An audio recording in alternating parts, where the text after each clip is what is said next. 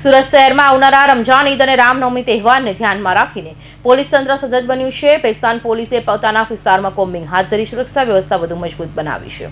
સુરતના ભેસ્તાન વિસ્તારમાં પોલીસે તહેવારો પૂર્વ સઘન ચેકિંગ હાથ ધર્યું હતું। રમઝાન ઈદ અને રામનવમી દરમિયાન કોઈ અનિશ્ચિત ઘટના ન બને તે માટે શંકાસ્પદ લોકોની પૂછપરછ કરવામાં આવી હતી। પોલીસે વિસ્તારોમાં પેટ્રોલિંગ વધારી અને જાહેર સ્થળો પર ખાસ નજર રાખી હતી। આ ઉપરાંત પોલીસ દ્વારા હિસ્ટ્રી સીટર અને અગાઉ ગુનાહિત પ્રવૃત્તિમાં સંડોવાયેલા લોકો પણ નજરે રાખવામાં આવી રહી છે। કોમ્બિંગ દરમિયાન ઓળખપત્રોની ચકાસણી કરવામાં આવી હતી તેમજ લોકોને શાંતિ અને સહકાર જાળવવા અપીલ કરવામાં આવી હતી।